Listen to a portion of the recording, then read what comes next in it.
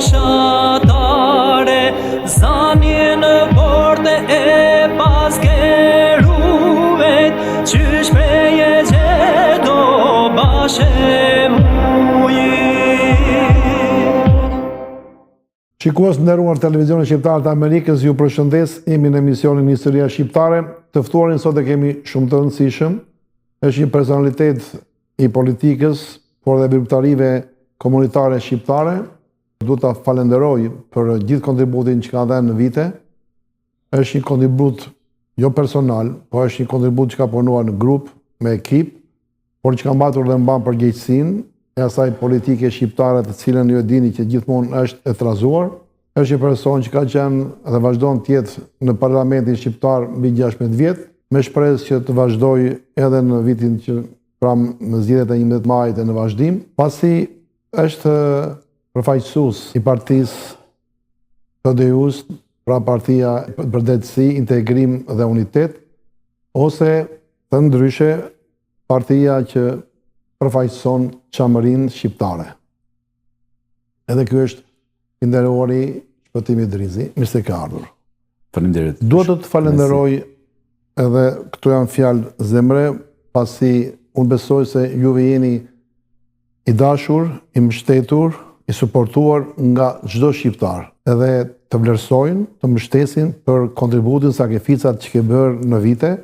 Në këtë emision ne do të sjellim së bashku atë plag aq të madhe, atë plag aq të dhimbshme, të cilën ne si shqiptar nuk e kemi zgjidhur akoma, se kemi shëruar, që është çështja e genocidit grek ndaj qamërisë. Dhe në vend që ne të harxojmë energji për të përparuar, për të zhvilluar prodhimin, industrinë dhe në fushat shkencës, po punojmë tani për të mbyllur gjërat 100 vjeçare që kanë qenë mbrapa. Dhe për këtë unë të falenderoj, pasi ke dhe një sakrificë personale e familjare. Mirë se ke ardhur. Falenderoj për vizitat që ke bërë në komunitet. Me shpresë që gjatë bisedës të sjellim historinë çame, sjellim ato probleme, gjëra që juve keni arritur së bashku me grupin tuaj, edhe rolin e partisë tuaj që ajo ka në këtë çështje, dhe mandej do të flasim për zgjedhjet e 11 majit, pse jo dhe për mesazhet që ju keni për komunitetin shqiptar të Shtetit Bashkuar të Amerikës, pasi është një komunitet shumë i kualifikuar, një komunitet që ka dashur dhe do të japi ndihmën për vendindjen. E bëra një hyrje gjatë për të dhënë juve mesazhin që nuk ju kam ftuar për t'ju kritikuar, po ju kam ftuar për t'ju lavdëruar dhe për t'ju mbështetur, tash siç gjithmonë edhe në të ardhmen dy fishin që do mbështesim. Të falenderoj shumë. Spari është kënaqësi për mua që të jem në televizionin tuaj. Është një mundësi shumë e mirë që ju keni krijuar për shqiptarët, që të kemi mundësi që të flitet shqip, të bëhen emisione shqip, është një gjë shumë e vyer, besoj që e shndërton edhe bashkësinë dhe komunitetin, e mban gjallë. Dhe është edhe një mundësi e mirë për mua dhe ju falenderoj për ftesën. Të kemi mundësi që ndërmjet jush të komunikojmë me të gjithë audiencën, akoma më shumë që janë vëllezër dhe motra tanë, edhe fjalët që më thatë, edhe mbështetjen, absolutisht e marr si një mbështetje për një ndër çështjet më të mëdha të kombëtarit pas zgjidhura, siç është ajo shqiptare qamërisë, që ka nevojë për të gjithë.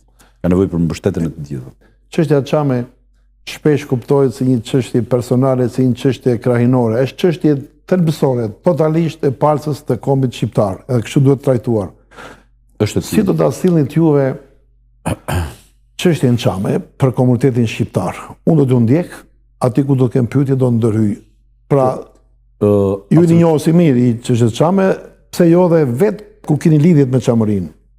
Unë vetë jam nga qamëria, kam një baba nga shqiptarët e qamërisë, i cili është shpërngulur me genocidin dhe masakrat e fundit të vitit 1944, sepse do datojnë tilla qynë në lidhjen e Prizrenit, madje do të thoja. Babai im ka ardhur 2 vjeç në Shqipëri, si pjesë e atij genocidit të mëshëm bashkë me gjyshen dhe gjyshen time.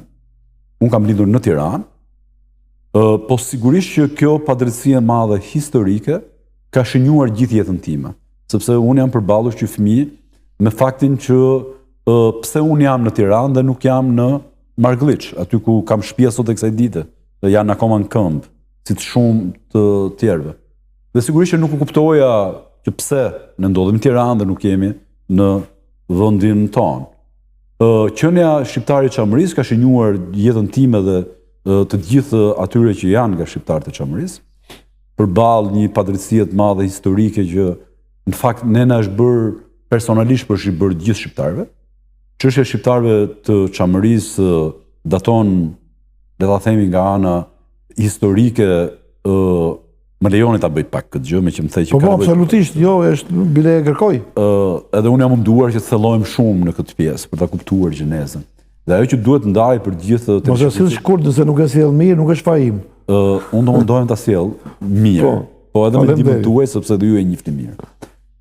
S'pari do t'i them të gjithë për masat nga pikpamja gjeografike e Çamërisë, e cila sillet në atë që quhej zona e Epirit, që kur njihet gjeneza e kësaj bote dhe atyre që kanë shkruar për historinë e botës, dhe këtu po i referohem në shekullin e 3 para erës sonë, Tukididit dhe Strabonit. Straboni ka bërë veprën e famshme Gjeografia e kohës, për çfarë njihen në atë kohë. Jemi 290 para erës sonë. Kurse Tukididi ka një material shumë, një histori shumë të rëndësishme që ka të bëjë me luftën e Peloponesit. Dhe të dy këta, kur flasin për gjeografinë e helenëve, e sjellin deri në gjirin e Ambrakisë. Pra, në gjirin e Ambrakisë që sot është gjiri i Artës, në gjithë këto të shkruara, thuhet që helenët jetojnë deri në gjirin e Ambrakisë dhe pastaj jetojnë barbarët, që ishin jo helenët. Pra, edhe nga vetë ata që kanë përshkruar historinë e helenëve, i sjellin helenët deri në gjirin e Ambrakisë. Pastaj jetonin barbarët, dhe këtu kemi 3 fiset ilire, kaonët, mollosët dhe thesprotët, të cilët janë të 3 fise ilire të njohura, të cilët krijuan lidhjen epiriote dhe që pastaj kishin për mbret të tyre Pirron e Epirit, i cili është një figurë e njohur jo thjesht për shqiptarët, po besoj për gjithë historinë e kohës. Me këtë desha të them që nuk ka pas ndonjëherë debat historik se çka ka qenë zona e Çamërisë. Pra, është jetuar gjithmonë nga ilirët, është i vazhdimsi pellazgo-iliro shqiptare.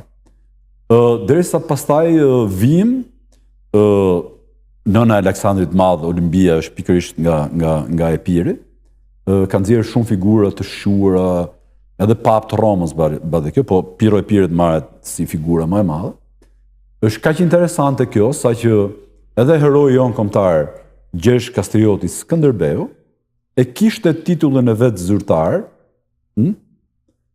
Princi i Epirit dhe Mbreti i Arpërit.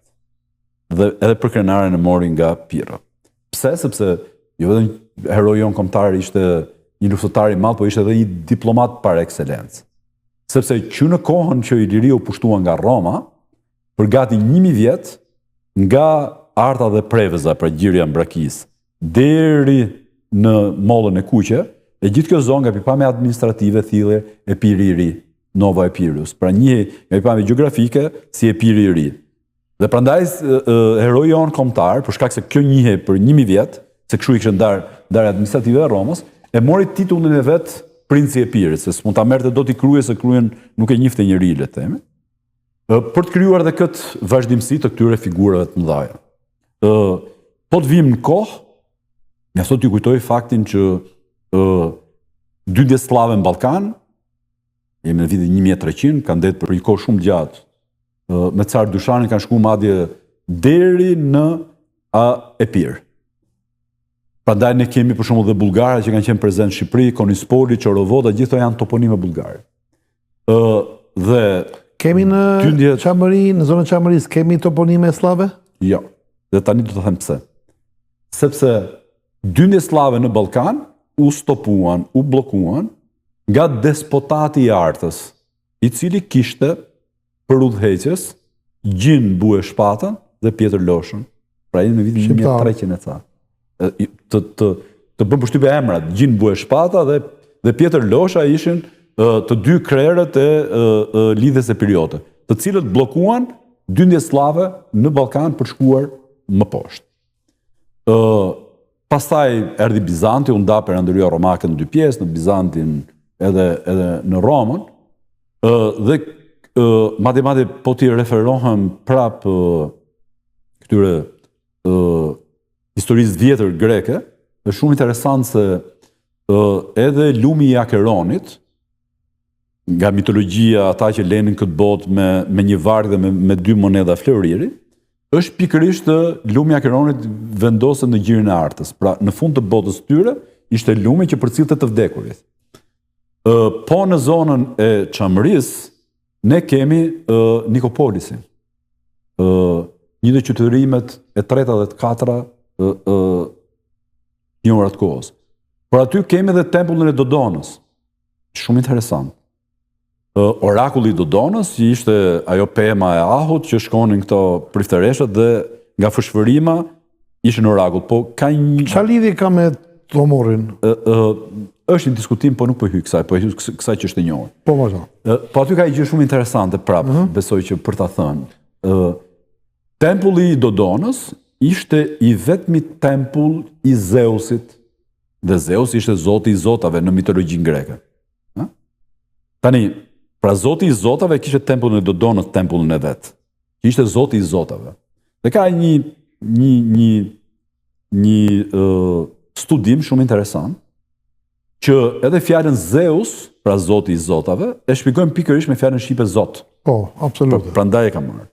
Pra, është një vend i begat, i pasur, gjeografikisht i vendosur këtu, madje e bija e Pirit ishte edhe Europa, pra është një zonë me shumë mitologji që nga njerë ngërdheshen të dy mitologjit, ajo Pellazgu i Lire me këtë... Këtu është dhe interesi grek i madh.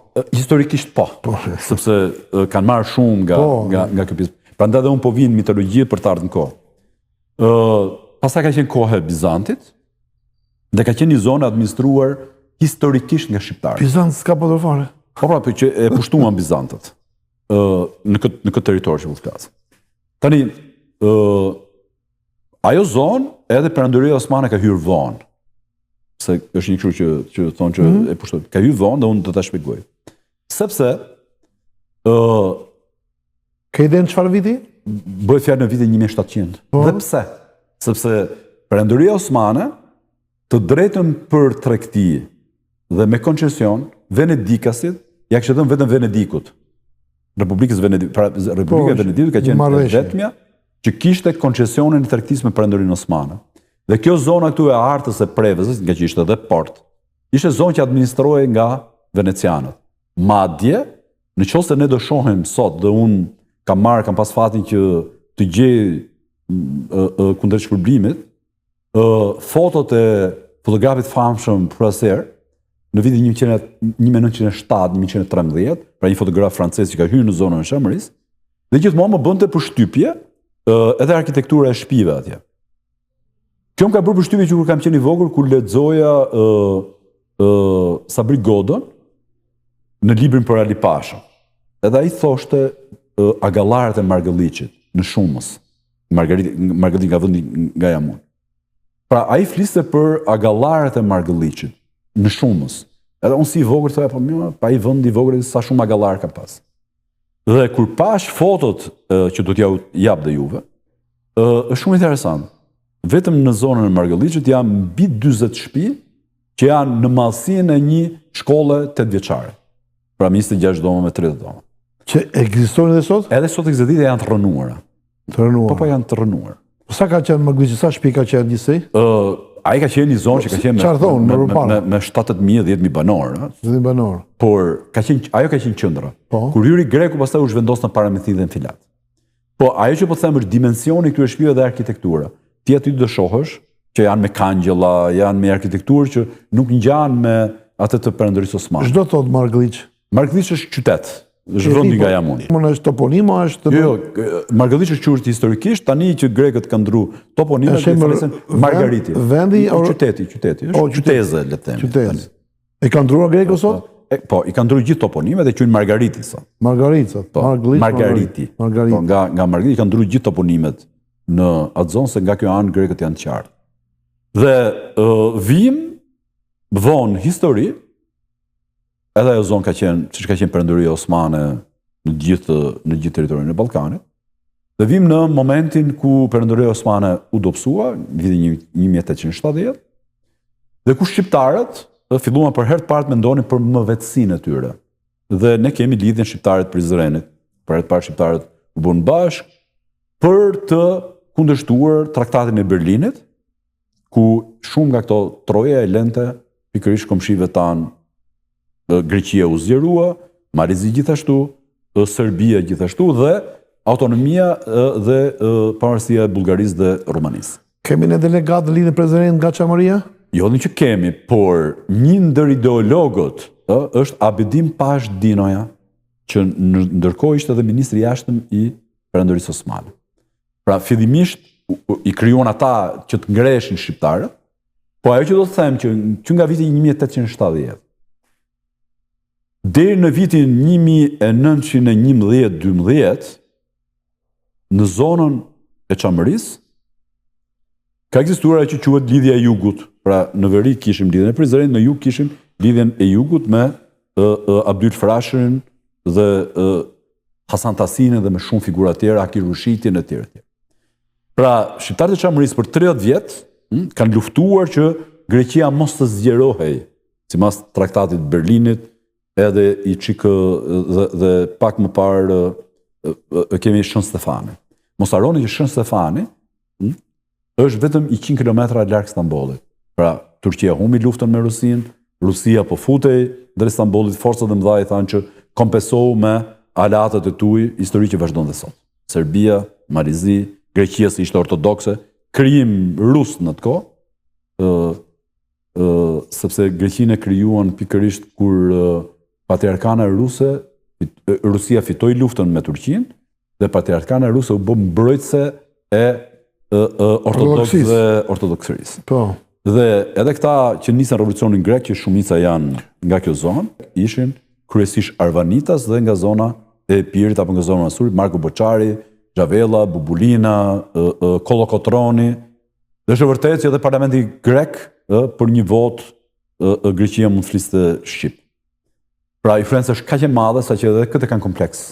Edhe sot në parlamentin grek flasin shqip. Po padyshim. Po duash ti edhe janë 46 deputet. Sot ka kryeministër Mitsotakis, babai i tij Mitsotakis i parë, kur ju kërku të fliste për Arvanitës, thoshte e kam gruan. Pra nëna e këtij kryeministit të kohës është Arvanitas, pra shqiptare. Pra në vitin 1870 ekzistonte në zonën e Çamërisë, ekzistonte lidhja e jugut. Pra mobilizim i popullsisë që Greqia mos zgjeroj. Ktu ka një moment interesant.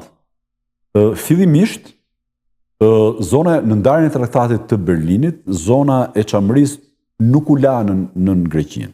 Pra pritej diku në Janinë, se du të kuptojmë që qendrat ishin Janina, Manastiri, Shkodra që vinë dhe vilajetet.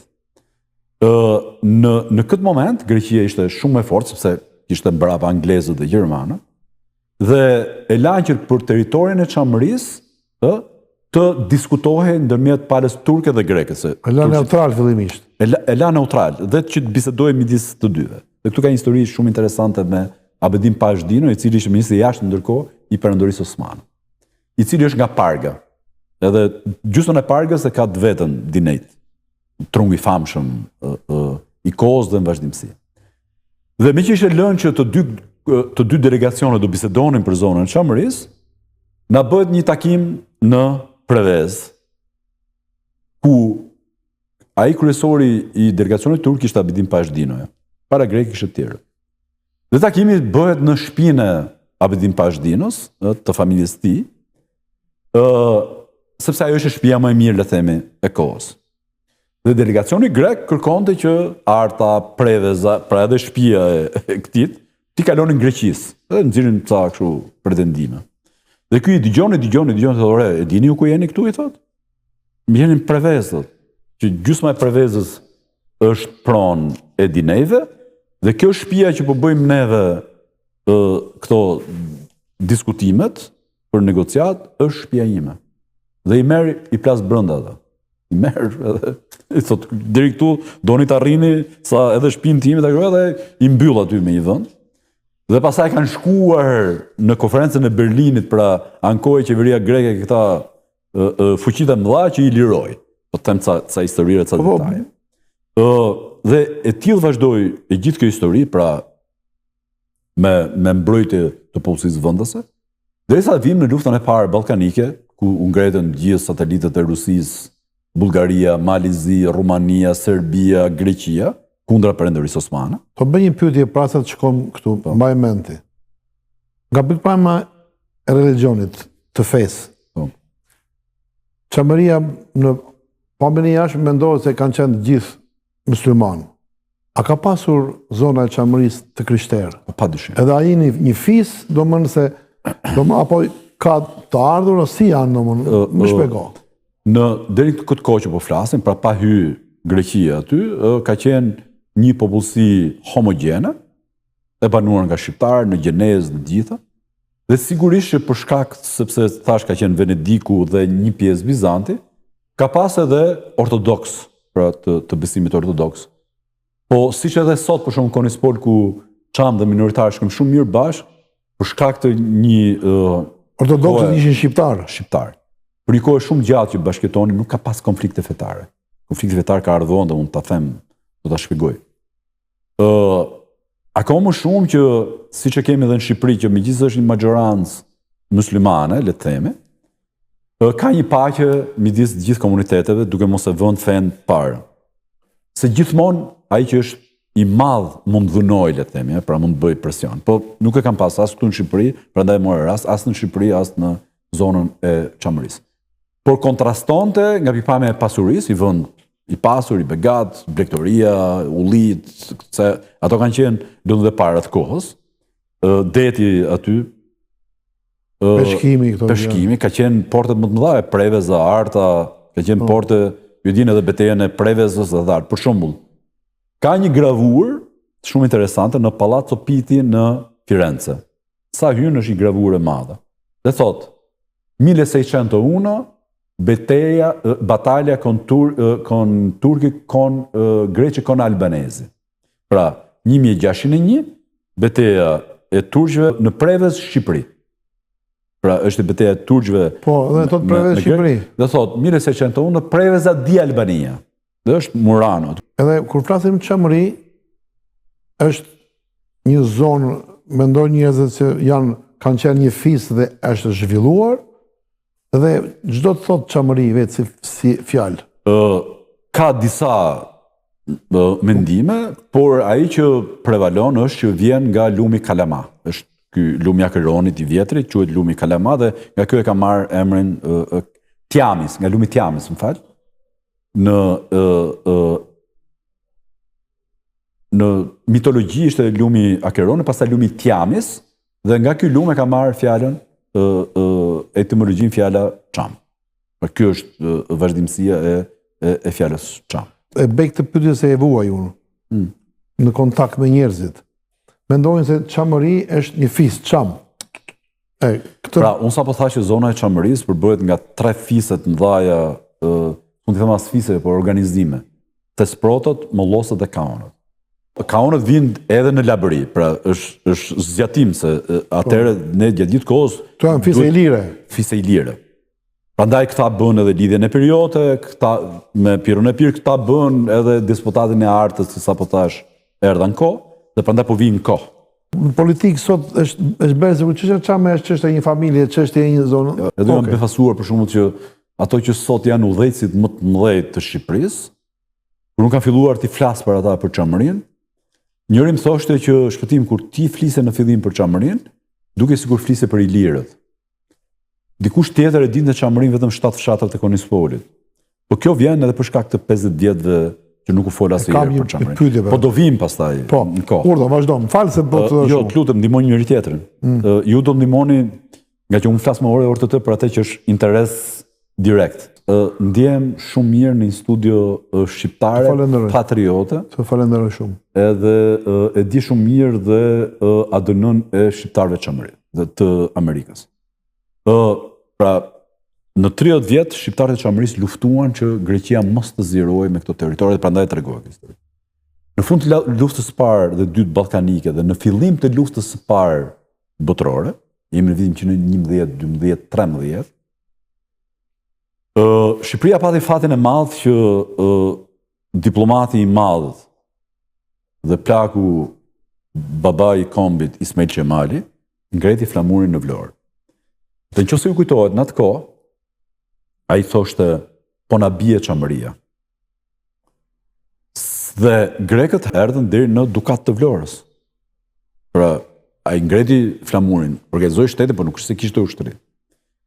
Dhe rrezikonte jugu i Shqipërisë, siç e rrezikoi në 14-ën me Zografisin dhe me Krajinën, me Republikën e Vorojepirit, që na e kujtojnë dhe sot, por ne shqiptarët e harrojmë. Në këtë moment ka hyrë për herë të parë Greqia në zonën e Çamërisë, në mars të vitit 1913. Akti i parë që ka bë shteti grek. Thret në një takim të gjithë krerët e Çamërisë. 72 prej tyre. Kryesisht të familjeve të mëdha. Se ata ishin që e mbanin vendin. Dhe i thret në një takim me autoritetet e reja greke, dhe kemi për herë të parë atë që quhet masakra e projit të Selanit. I therrën të 72. I thirrën për bisedime dhe I thirrën për bisedime, pra ne me autoritetet, i morën gjithë kapot ku ishin kokat, 72 prej tyre, dhe i therrën në atë që quhet masakra e projit të Selanit. Ne kemi bërë shumë aktivitete dhe dokumente për këtë gjë. Pse? Për ta lënë Çamërinë pa kokë. Pra pa udhëheqës. Ky zonë është brenda Çamërisë, aty ku i thirrën apo më tjetër? Brenda Çamërisë po flasim projin e Selanit.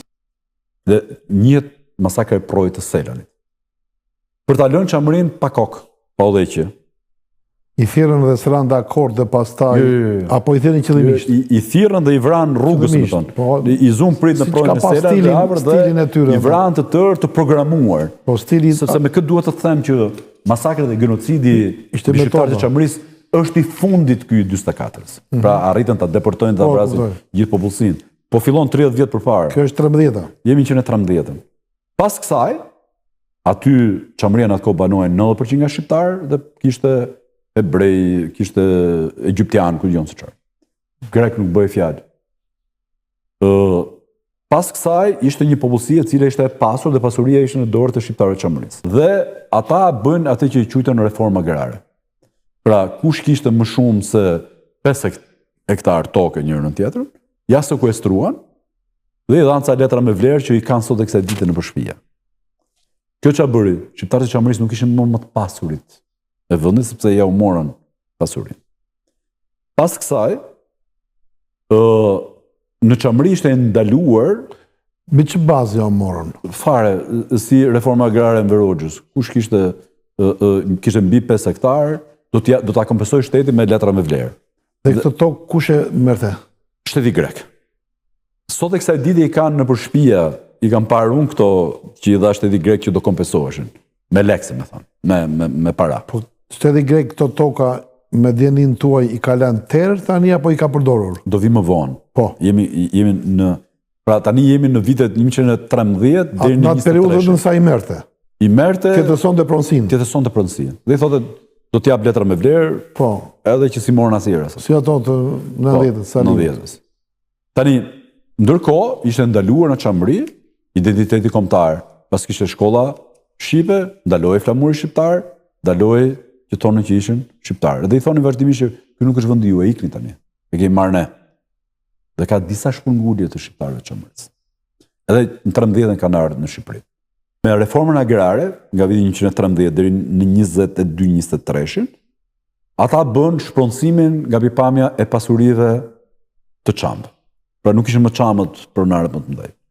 Po i mori shteti grek.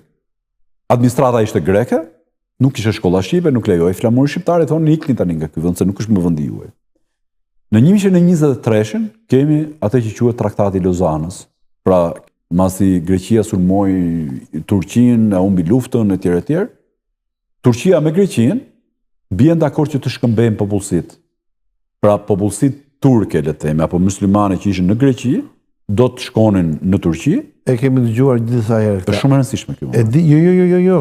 E kemi dëgjuar, por nuk i dim për thamën. Ja ta them unë. Si ka mundësi, si është bërë ky, se këta grekët që kanë tani janë aziatikë, janë zesë. Ja këtë do të shpjegoj. Pra, në këtë moment ishte një luftë Greqia me Turqinë, sepse Greqia donte ta pushtonte Turqinë, e fitoi luftën Turqia, Ataturku etj. Dhe nga që u bë për shembull Izmir, janë vrarë Smirna e famshme, ishte kaq e ashpër betejë sa që në fund fare, të 11 e kohës, i detyruan këto dy shtete që të bënin një traktat, ndanin kufit, dhe me që ishte kaq e ashpër vrasja ndërmjet dy popullatave, le të themi, u bë e pa mundur që popullsitë muslimane apo turke që jetonin tashmë në Greqinë, të jetonin atë vend, dhe u bë po kaq e pa mundur që edhe popullsitë greke që jetonin në Turqi, të jetonin në Turqi, po atëherë vendosin që të shkëmbenin popullsitë. Të dy palët ranë dakord. Dhe ç'a ndodh? Grek nga Turqia në Greqi ishin rreth 1.5 milion. Numri të shpërngulurve. Po. Kurse numri të shpërngulurve nga Greqia në drejtim të Turqisë ishte rreth 500.000, pra 1/3. Por të dy vendet kishin marrë përsipër që të pagunin shpenzimet në mënyrë reciproke. Pra, këta të sistemonin 5 milion, këto i ra Turqisë më pak të sistemonte 500.000. Atëherë ç'a bën grekët? I quajtën dhe çamët, i quajtën turqë dhe musliman. Dhe duke i shtruar presion, i iknin se s'është vendi juaj, i detyruan një pjesë të shqiptarëve të çamërisë, i merrin me vapora dhe i çonin në Turqi. Jetojnë sot e kësaj dite në zonën e Izmirit, dhe unë para 7 vjetëve kanë shkuar për herë të parë, dhe në zonën e Izmirit kemi shoqatën Çamëria në Izmir. Pra i kam gjetë mas 99 vjetësh. E kam ndjekur. I kam gjetë mas 99 vjetësh ata. Unë kam shku atje dhe kjo është i kënaqësi personale. Pra dy palët e shqiptarëve të Çamërisë po takoheshin bashkë mas 99 vjetësh. Dhe në momentin që unë i jap dorën një hizretit, një buri moshuar shumë interesant, rri gjithmonë me një kollare me shqiponjë, edhe i them një qish vajte Xhixho, pra flasim të dy çamshe, dhe pastaj kemi kërcyer vallën Çamiko, ma let ta them këtë. Ta them deri në fund. Pra, unë shkoj në Turqi, mas dija që këtu nga kjo histori që po tregoj, shkoj atje i gjej, kryesisht fillimisht erdhi një tuf me burrat moshuar, sa ata i kishin sensibilitetin, dhe gjëja parë jetën qish vajte Xhixho, qish je, dhe im kthehet po çamshë mua. Pastaj vuni muzikë nga qefi që po takoheshim dy palët mas 99 vjetësh, dhe e fillon vallën të dy, dhe impresioni im ishte ky, që koha kishte ngel në vend. Pra ne flisnim po prap çamshë dhe ne po kërcenim prap të njëjtën vallë. Pra se sa e fortë është përkatësia dhe identiteti. Këto janë nga kjo kategori. Trashëgimnia në breza e rrugës të identitetit shqiptar ishte në çamët e Turqisë? Padyshim. Prandaj po them që mbanin gjuhën, ishin shqiptar, flishin çamshë. Po çamshë është dialekt. Dialekt. Okej, vazhdo. Dialekt i jugut. E kuptoj. Në këtë kohë kemi një mbrojtje par excellence të administratës mbretit Zog dhe të mbretit Zog në lidhjen e kombeve në Gjenezë. Pra Shqipëria proteston dhe fjalimet par excellence unë i kam lexuar të Medi Frashërit, Rauf Ficos, më vonë edhe të Fanolit, të cilët protestonin në lidhjen e kombeve dhe thonin këto nuk janë turq, janë shqiptar. Dhe në një moment bllokohet kjo ikja, po në atë kohë ikën rreth 30.000 shqiptar Çamërisë. Dhe thonë ky është vendi juaj, shkoni aty në Turqi. Protestat dhe qëndrimi i qeverisë së mbretit Zog ka qenë për të marrë talone për diplomacinë e sotme shqiptare. Unë i kam lexuar fjalimet dhe qëndrimet e Medi Frashërit, që vinte nga ministër ose ambasador, le të themi, po kështu quhej ministri në Athinë, pastaj u bë ministri i jashtëm, Rauf Fico gjithashtu. Dhe më mbrapa këtyre edhe kur erdhi Fanoli ka shku vetë në Gjenevë në lidhjen e kombeve. Pas kësaj u arrit që të stopoheshin, pra mos shkonin më drejt Turqisë, ngret një komision miks dhe unë kujtoj gjyshen time në shtëpi, pra nga historia po vike gjyshe ime, i cila në një moment thotë, donin të na merrnin me pampor, kështu i thoshin vapore, të na çonin në Turqi. Dhe erdhi një delegacion nga Frëngu, me atë identifikojnë këta të Europës, edhe na pjesnin ne qish han, qish gjuhë flisni, qish jeni ju, qamshë, qa jeni ju, qa gjuhë e flisni, qarë kombi jemi, dhe ne i thoni që ne jemi shqiptar Muhamedan. Pra, jemi të besim musliman, po jemi shqiptar, nuk kemi lidhe me Turqinë. Pra bënim verifikimet e zonës. Por dëmi ishte bërë sepse 30.000 shqiptarë Çamërisë, ku Çamëria gjithë atëre ishte rendi 120.000 banor, Shqipëria ishte 700.000, që të kuptojmë se për çfarë flasim.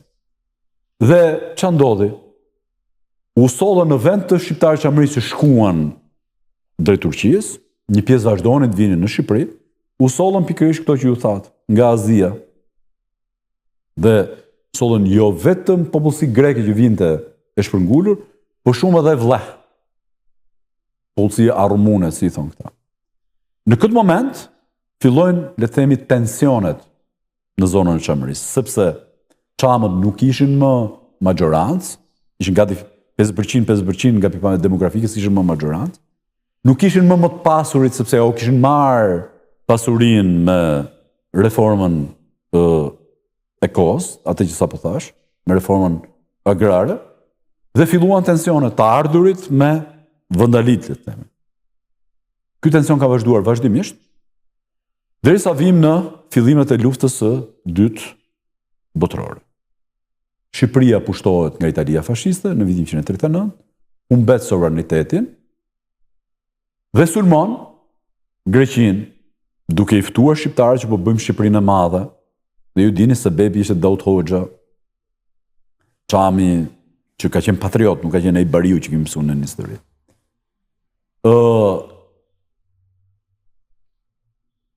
Në këtë moment e ftojnë dhe popullsinë çami që të bashkohet me Italinë, edhe shqiptarët që u bën edhe batalionet. Shqiptarët nuk e bën këtë gjë. Italia humbi luftën me Greqinë. Dhe kemi në moment që Italia e shpall luftë Greqisë, kemi jonë e famshme greke, që çuditërisht e festojmë dhe ne në Shqipëri. Por gjithë ne shqiptarët harrojmë se si me 7 prill 1939-s, e vetmja qeveri në gjithë Europën që përshëndeti pushtimin e Shqipërisë nga Italia fashiste, ishte qeveria e Metaksajit. Pra i tha po pushtimit, sepse traktati fshet Titani Venizelos, midis Greqisë dhe Italisë, ishte që do ta ndanin Shqipërinë për gjysmë. Jugun do ta merrte Greqia, Shqipërinë e mesme dhe Vlorën, Sazanin do ta merrte Italia. Pra ai pretendoi që shumë mirë që e morët ju, se do e ndajmë bashkë. Masi viti e psoi vet. Tani shqiptarët harrojnë ponë e Greqisë që të pushtojë Shqipëria në vitin 1939 dhe festojnë çdo vit në Bularat jonë e Greqisë për Italinë fashiste. Deri këtu jemi filantrop neve, më thojtë. Në këtë moment, grekët kishin shumë frikë që popullsia çame do bashkunonte me italianët. Dhe të gjithë burrat çam nga 17 deri në 70 vjeç, arrestohen dhe internohen në qytetet e Greqisë. Pra ishin, edhe po donin ishin në pamundësi. Ke idenë se ka qenë kjo shifër? Ka qenë mbi 7.000 burra, të cilët kanë qenë internuar në ishët e Greqisë, Hiros e këtë tjetër. Dhe u liruan kur Gjermania pushtoi Greqinë. Po mos harrojmë që shumë interesant. Gjermania hyri në Greqi, trupat greke vazhdonin mbeteshin në territorin shqiptar. Se siç e bën në 113 dhe 14, që arritën, morën Korçën, Gjirokastrën, masakruan Panaritin edhe atë zonë, dhe rinin aty dhe shpallën qeverinë e krajinën Republikën e Vorë e Epirit për ta bërë fakt. Pra këtu ka grek, mbaroi historia. Ashtu donin të bënin dhe në fund e luftës dytë botërore. Pra rinin në kufi, sepse vërtet e mundën Italinë, po hynë në territorin shqiptar. Në Gjirokastër, në Korçë, hundën flamurin shqiptar, ngretën flamurin grek, pra gjithmonë vazhdonte historia e Vorë e Epirit. Nëse, në këtë kohë fillon lufta partizane në Greqi, ashtu siç ishte edhe në Shqipëri, dhe shqiptarët e Çamërisë, ndryshe nga demagogjia, kryen 2 bataliona, batalionin Alidemi në Çamëri dhe batalionin Çamëria në Shqipëri. Ashtu siç më vjen të kujtoj që mas qetës Pezës, qeta e dytë partizane është qeta e Aki Rushitit në Konispol. Qeta e dytë partizane. Tu ka një histori shumë interesante. Çamët rreshtohen në të dy krahët të kufirit me batalione partizane. Në Konispol ishin çam të ardhur nga... Jo, janë vendalit. Konispoli është pjesë, pra çamëria vazhdon nga Arta deri në... Si popullsi ishte autoktone. Autoktone, edhe sot ekse ditë janë autoktone. Po ishin në pjesën shqiptare dhe u rreshtuan me luftën antifashiste nacionale shqiptare dhe qeta e dytë partizane në Shqipëri mas 5-s është ajo e Kuryshitit në 43. Ndërkohë ishin dhe me batalionet partizane në Greqi. Por vim dhe jemi në konferencën e Taheranit, e cila ishte pararencia e Jaltës, e cila vendosi që Greqia të ishte në influencën britanike. Jalta e konkretizoi dhe mbylli këtë gjë, kurse Bullgaria, Rumania, Polonia, gjysma e Gjermanisë e tjerë u lanë në influencën ruse. Ai i famshmi lapsi kuqe blu i Stalinit, që themi ne harroi Shqipërinë, jo nuk e harroi. E la 50-50 si Jugoslavia, dhe prandaj deshte Tito ta bënte Republikën e Shtatë, po në këtë moment partizanët shqiptar internacionalist na bëjnë marrëveshjen e fashtme të Valkizës me partizanët grek, ku vendosen që çështjen e shqiptarëve do të trajtonin pas lufte. Unë kam pas gjithmonë një gjë të paqartë në këtë histori. Njësoj si ajo marrëveshje Bujanit, ku vendosën të dy palët partizane që çështjen tjetër i trajtonin mas shërimit, si më thënë. Partizanët grek kishin shiruar gati 70% të Greqisë në atë kohë. Në momentin që u lanë në Teheran dhe pastaj bëri fakt Jalta, që Anglia nuk do të ishte në influencën ruse pra të partizanëve, në Greqi fillon ajo që quhet lufta civile.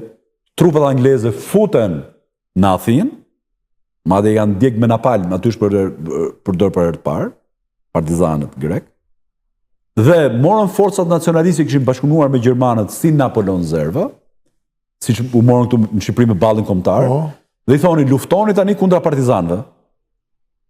Se kjo është në influencën britanike, dhe kemi histori që partizanët grek erën qenë malet e Gramozit, kujtohet? Në këtë moment pra u ndodhen mes edhe partizanët çam, le të themi. Dhe Napoleon Zerva shfrytëzon këtë moment amullie dhe fakti që anglezët ishin pro tyre, prandaj gjyshe im tregonte që i vrisin çamët dhe kur shiften në një anglez, ndalonin këta. Dhe këta hynë dhunshëm në zonën e çamërisë. Dhe në 44, në qershorin e 44, prandaj është data 27 qershor, hynë në Paramithi, bëjnë masakrën e parë ku vrasin 600 peqgraf fëmijë, gati mbyllin pasane për shkolla, i digjnin, është masakër, dhe shfarosin 20% popullsisë dhe shpërngurin me dhunë ushtrie organizuar, ushtri dhe forcat paramilitare, se jemi në kohë luftës civile. Po, të kuptoj. 44-49. Pra, ne na akuzojnë si bashkëpunëtor Gjermanit, ndërkohë që luftën në Greqi nuk e fituan partizanët. Luftën civile. Po. E fituan nacionalistë, siç e Napoleon Zerva, dhe që vinin me gjenezë nga bashkëpunimi me Gjermanët. Është komplet ndryshe historia. Për mu shqetëson të gjithmonë një gjë, se sapo ju thash ishte një batalion çamëria në Konispol, në kufi. Dhe thoja gjithmonë me vete, po mirë, sa atëherë nuk ishte kufi edhe si sot, ë? Po, absolut. Pse këta nuk i dolën këto partizanët çam të Konispolit, nuk i dolën në mbrojtje çamëve që po vriteshin. Pra të hynin aty brenda dhe dishin përpara Napoleon Zervës, trupat e tyre. Shumë interesant. Gjej një shkresë që qarkori i Vlorës, ka qenë Nysni Kapo. Ku gjetet shkresën? E kam unë, në arkivet e shtetit. Arkiv shqiptar. Po. Kam hulumtuar pothuajse gjithë shka për çamërinë. Dhe i cili i thoshte që batalioni çamëria duhet të zhvendoset në detin të Korçës.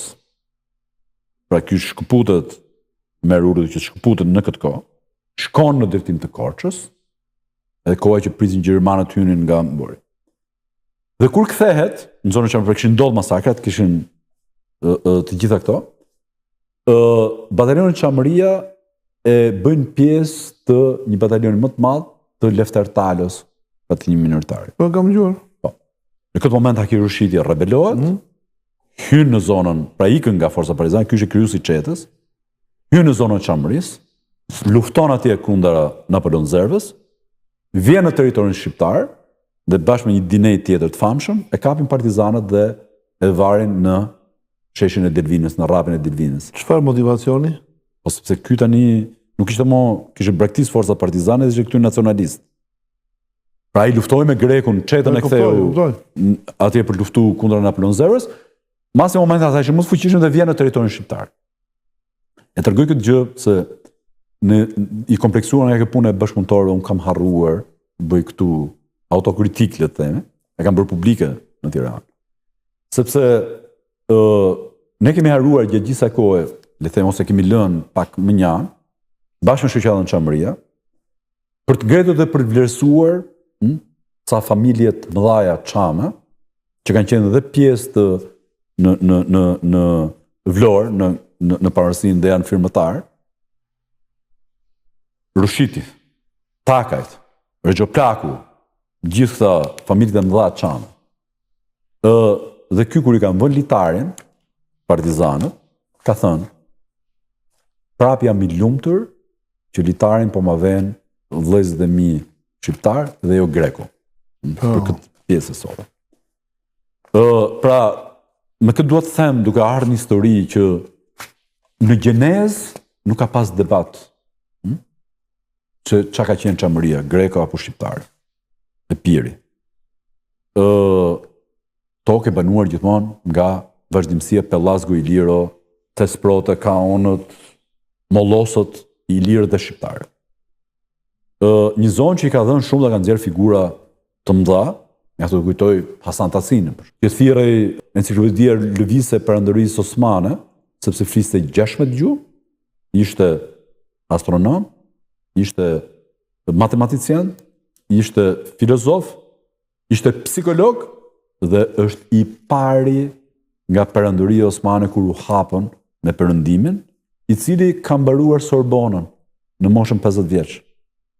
Pra, Sultan Mahmudi i kohës deshe të hape me perëndimin dhe për herë të parë çojnë zëvendësministrin e arsimit të Turqisë dhe Hoxha Hasan Tasinin, që është figurë i bënë nder kombit shqiptar që ta studionte më mirë. Unë jam marrë shumë atë. Dhe ky shkon në moshën 50 vjeç dhe çon në shkollë, mbaron të Sorbonën, bën një vit gjuhën dhe mbaron dhe Sorbonën për shkencat natyrore, mbaron dhe për shkencat juridike duke e lidhur pastaj me jurisprudencën islame me fikun. Kthehet në Stamboll dhe është themeluesi i universitetit parë të Stambollit. Stambolli kishte universitete fetare, por ky është i pari që bëri për shkencat natyrore. Ishte laik. Nuk thonë lej, se edhe ky vetë nuk ishte laik, po që studionin nga pikpamja jo vetëm fetare, po nga pikpamja e shkencës natyrore. Masja 3 muajsh e heqin, sepse ky bënte ca eksperimente që nuk kishin, për ky ishte nga fetarët më të ditur, ky ka një histori se më kujtojnë shumë gjëra, edhe çfarë historie? Shpresoj që të jem më linear për dëgjuesit. Gjatë kohës që ky ishte studionte Sorbonne, dhe ndërkohë ishte imam edhe i ambasadës osmane në Paris, vonë e hap. Sultan Abdulaziz më duket, ishte sultani i parë që kalifi i parë islam, i cili do bënte një vizitë në kanë 3 muaj në Francë, edhe 2 muaj në Angli, se donin ta hapnin tani Turqinë. Edhe ishte një diskutim shumë i madh në atë kohë, sepse kalifi islam prej 500 vjetësh nuk lejohej që të shkelte në tokën e jo besimtarëve. Pra duhet ta runin ata. Edhe ishte diskutimi i madh fetar që mirë do shkojnë këy në Paris, po nuk i lejohet kalifi që të shkelin në tokën e jo besimtarëve. Edhe mblidhen këto ulemat dhe japin drejtim kësaj duke thënë që po mirë, ke këpucët, po i fusim dhe nga Turqia. është vërtet është kështu. Edhe ja mbushën sultanit me dhe këpucët. Edhe sultani tani eci vërdall, po si duke këpucët i vinin 1 kile, edhe në darkë të shi është ojtë kombët të ishte 1 kile me dhej që e kështu vu këta fetarë. Edhe takon e thret Hoxha Hasan Tasinin, Hoxha është mësues, Tasin është i ndriçuar. Pra, këto janë titujt e këtij. Emri vërtet si ishte? Hasan. Hasan. Pra, Hasan Tasimi. Hoxha i thonë dhe sot e kësaj dite ata profesorëve. Tasin e kanë shumë pak, se është ndriçuar. Po mbi emrin si ka pasur? Po gjithmonë me hoxha, se kanë qenë fetar dhe mësues. Për shembull, babai i Hasan Tasinit ka qenë mësuesi i bushatlive. Tasimi është që ka është titull. Oh. Babai i Hasan Tasinit ka qenë në oborrin e bushatlive dhe mësonte fëmijët e bushatlive. Atëherë kështu ka qenë organizuar. S'kishte shkolla, po dietari më i madh, sultani apo këto mbrenin kush është më i ditur edhe i mësim. Edhe e thret hoxh Hasan emri, Tasin, dhe i thot sultani, thotë, si t'ja bëj të më bër komët kaq sot nga kjo histori. Ky e dëgjon dhe i thot. Kujtë. I gjithë krijimi është i Zotit. Qiet, toka, 7 qiet, toka, univers. Pra dhe kjo toka që do shkelësh ti, Zoti ka kriju. Por Zoti thot, na ka thënë që ne, dhe ngish në ke koka, duhet hecim, thot, me këmbët në tokë, dhe jo me tokën në këmbë. Dhe atëherë bindë dhe, a i heqë ato dheun, se ta, edhe kjo toka që do shkelësh e Zotit është, edhe ka qenë figur shumë e madhë. Masi e përjashtojnë nga shkolla, ngrejen këta, se ky bëri një eksperiment për të treguar që ka atmosferë dhe ajër, merr një plumb, e fut në një kështu si një qelçi, i heq ajrin dhe plumbi ngordhi. Dhe u ngretën gjithë këta tani se ishte xhelozi e madhe, ishte i vetmi që kishte studiu ke kaurri, le të themi, ke frëngës i thonë. Pra ke jo në përëndës. Edhe thoshin ky po na sjell tani këto të këtyre jo besimtarëve, se më thënë si histori. Edhe u ngredhën ulemat e këta dietarë dhe e heqin këtë nga shkolla. Dhe ky zbret 500 metra më poshtë dhe hap Akademinë Shqiptare. Dhe Hasan Tasini është profesori i pothuajse gjithë plejadës së rilindasve. Është profesori i Sami Frashit, Abdil Frashërit, Vaso Pashës, e shumë rilindasve. Ky është mësuesi i parë. Një ndër njerëz që ka shkruar më shumë për këtë është Sami Frashi. Tani ju e dini që nga 3 vëllezërit Frashit, ky ishte më relevant më i ditur, ne njohim më shumë Abdilin dhe Naimin. Dhe ai thot në memuaret e veta, thot Hoxha Hasan Tasini, thot, haronte të hante bukë. Dhe ku shkoje, thot, në këtë shtëpinë e tij, ai ishte i rrethuar, thot, edhe i piktura muret me kozmosin, me trekënça, me studionte ka sa libra shumë interesant, madje edhe për psikologjinë, ne ja kemi botu. Në vitin 1860-1870. Edhe ndërkohë, ky i thret Vaso Pashën dhe Kristoforidin dhe këta gjithë, dhe i thot, Turqia thot është duke hik. Ne thot, duhet fillojmë të shpallim, se ka qenë çik çapraz nga natyra. Thot, duhet shpallim më vetësinë. Dhe hyn bashkë me këta, dhe ka bërë fjalorin e parë shqip. Dhe kush i debati? Nisën këta për të bërë këtë gjë, i kuptoi Turqia sultani, i ikën ca, ngeli vetëm ky me këta që po të themon. Dhe ka një fjalë shumë bukur, kur thot, gërma thot, duken sikur janë si krahat e milingonave, pra të vockle. Pra gërmat i ngjajnë, mota më ka thënë, gërmat i ngjajnë këmbëve të milingonave. Por, në fakt, ato janë një armë shumë e fuqishme për të sëndërtuar një këmbë. Dhe ka dhe shprehen pastaj përfrazon Leipzig, i cili thotë, më jep një gjuhë të mirë të t'jap një këmbë të mirë. Dhe hyn tani dhe fillon debati. Kristoforidi ishte që të përdorin alfabetin latin. Vaso Pasha ishte që të përdorin atë katolik. Një pjesë tjetër ishin që të përdorin alfabetin arab, le të themi, se ata osmanishtën një përzierje ndërmjet arabishtës dhe persishtës. Ky thotë, jo, ne duhet kemi, thotë, gjuhë një alfabet komplet tonin, që mos i ngjaj këtyre, sepse ju e dini si kemi komshit. Dhe prodhon një alfabet, në mos gabojmë 24 shkronja, bin dakord, por nuk kishin para që ta shtypnin. Dhe në këtë moment ky bjen sy të Turqisë, për atë autoritetet, dhe ky shkon në Francë. Sepse kur ikun nga rektori i Universitetit të Stambollit, Universiteti i Bordeaux i thot hajde këtu rektor. Aq i madh ishte për kohën. Po të debate teologjike me disa në Paris. Dhe ky tani në rrugën e kthimit nuk shkon më në Stamboll, po ndalon se linja ka qenë Trieste Vlorë dhe pastaj vazhdon në Port dhe ndalon në Vlorë.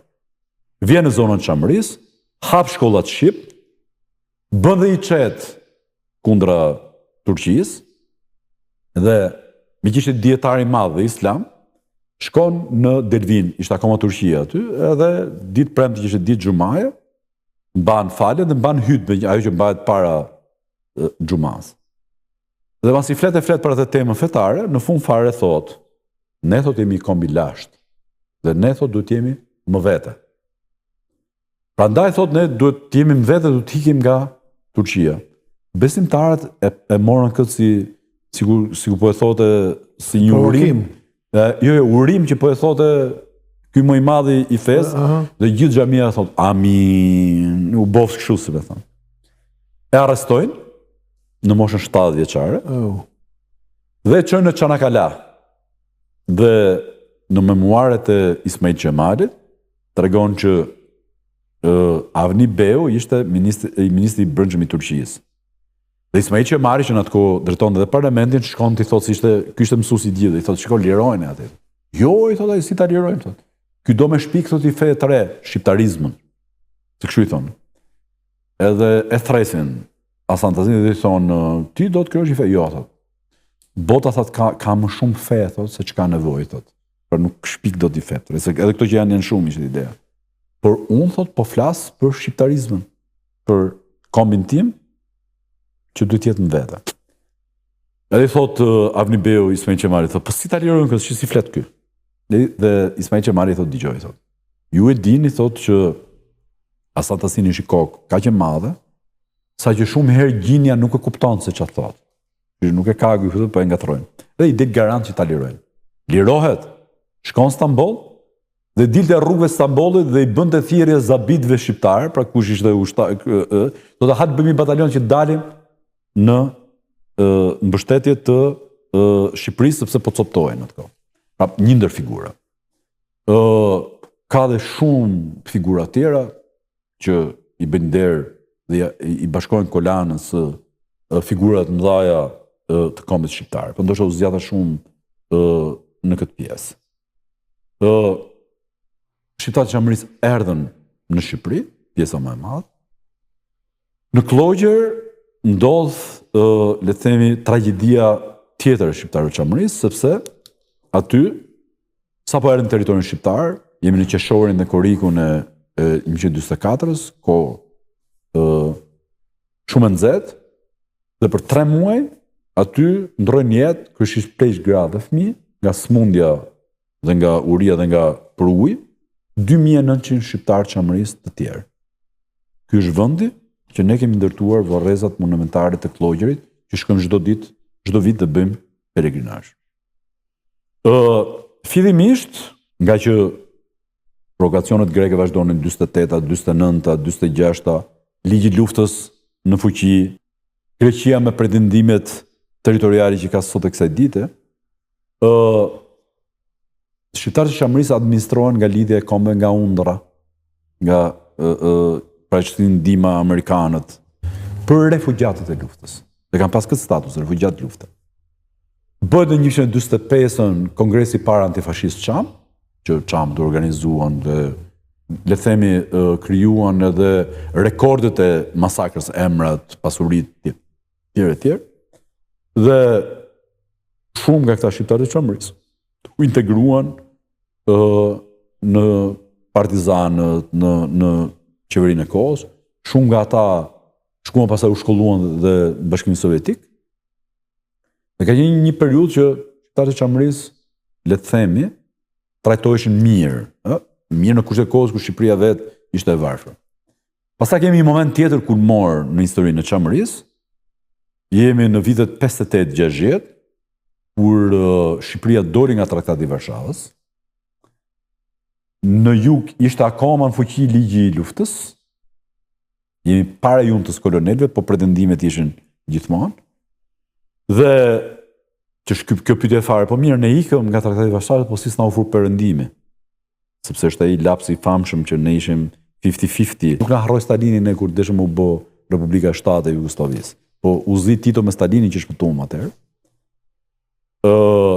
Ka dhe një merit madhe rrjeshtimi i Shqipërisë me forcat fituese, pra antifashiste, sepse siç e dini nga historia, në konferencën e paqes të vitit 1946, kryeministri grek Çardarisi ngriti pretendimin që Shqipëria nuk duhet ishte vend mik me aleatët fitues, sepse thanë Shqipëria, ky ishte pretendimi i Greqisë, ka sulmuar Greqinë, pra jo Italia, Shqipëria ka vrarë kaq fshatra kështu ashtu, dhe përdorën një shembull shumë interesant. Presidenti i kohës ka qenë Omer Nishani në atë kohë, i Shqipërisë.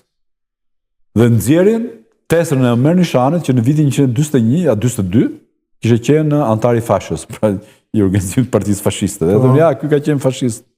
Pra janë këta fashistët. Enver Hoxha mban një qëndrim shumë të mirë aty, pra e mbrojti këtë gjë. Dhe janë vënë vetot nga Polonia, nga Ukraina dhe nga Çekoslovakia që kjo mos të bëj fakt. Pra ky ishte, le të themi, një akt shumë i rëndësishëm që siç ju kujtoj edhe tjetrën që nga të gjithë qeveritë në ekzil, Anglia vetëm mbretin Zog nuk njohon. Sepse ishte bashkuar me pretendimet greke për Vorë e Epirin që do diskutoheshin pas luftës së dytë botërore. Sepse dihet fillimisht mbreti Otto, pastaj ishin lidhur me gjerman, pastaj ishin lidhur me anglezët, pra vazhdonte kjo histori. Vim në këto vite sepse ka prap një moment kulmor për historinë e shqiptarëve të Çamërisë. Enver Hoxha, siç ju thash, kishte frikë nga jugu, pra nga Greqia, dhe deshte të krijonte neutralitetin e Shqipërisë. Pra ne dinim nga Traktati i Varshavës, nuk ishim më të mbrojtur. Ju e dini mobilizimin që krijoi baza e Pashalimanit, pra për herë të parë rusët dolën mes dhe flota 6 amerikane është vendos atëre dhe gjithë Italia është fortifikuar me avianon në këtë kohë. Atëherë çfarë bëri? Inskenoi komplotin e Temesekës. Ishte kundër admiralit flotës në atë kohë. Dhe gjithmonë ai regjim krijonte kështu komplota. I Mehmet Sheut, i këtij, i atit në vite. Çuditërisht, është e vetmi komplot që në propagandë nga vitet 60 dhe sot nuk e njohin si komploti Çam. Pra nuk ishte më komploti i këtij atit Beqir Ballukut, këtë Mehmet Sheut, aça ishin këto me radhë që dolën tradhtar, i nxirrte çdo vit. Temesekovit, ky ishte komploti Çam. Dhe këtu lind ajo që ne u bëm qytetar dorës dytë, pa besë e këto stigmatizimet negative. E kisha pyeti që po ja ta them pse. Pse regjimi komunist? Këtë po të shpjegoj. A është vërtet që i ka trajtuar keq dhe pse arsyeja? Kjo është arsyeja. Pra, që ne shqiptarët e Çamërisë mos bënim atëherë, se i hapim probleme dhe provokoi Greqia për ta sulmuar Shqipërinë, ndërkohë që ne ishim dalë nga Traktati i Varshavës. Ai duhet të denigronte dy popullsi ka denigruar, shqiptarët e Çamërisë dhe edhe kosovarët deri diku. Tani sa e vërtetë është kjo? Po ta them me një shembull tjetër. Nga viti 1960 deri në vitin 2011, po flas 2011 tani, ti nuk ke në shtetin shqiptar prej 50 vjet asnjë funksionar të lartë Çam. Për herë të parë, po dyuja në vitin 2011 bëri kryetarin e shoqatës Çamëria zëvendës ministër të jashtëm, Adrian Tano. Edhe mbas demokracisë nuk ashtu? 2011 apo të them. Vetëm kur u fut po dyuja. Po cila është arsyeja? Pra, për 40 vjet vazhdoi një marginalizim me stigmatizim negativ për këtë popullsi. Pra s'kishte bënde me regjimin, sepse edhe në demokraci vazhdon vitin e gje. Po sa vazhdon, ka herë dhe sot në thonë se ky qami. Zoti Idrisi do të bëjmë ndërprerje këtu, do të jetë fundi i pjesës parë, dhe nesër do të kemi pjesën e dytë. Kënaqësi. Shikues të nderuar, e ndërpresim këtu pjesën e parë, do të takojmë përsëri nesër në pjesën e dytë, do të vazhdojmë të sjellim historinë e plagës çame në vite. Deri atëherë, mirupafshim.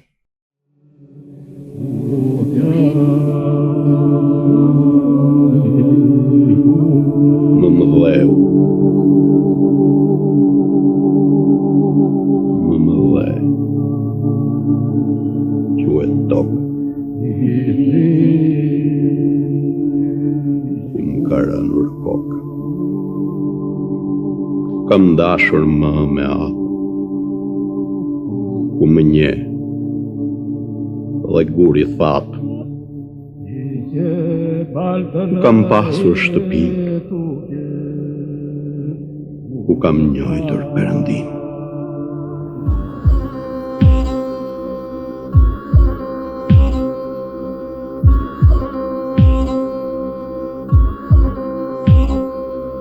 Heu ku jela hut shqiptare, me vargë malet mosha.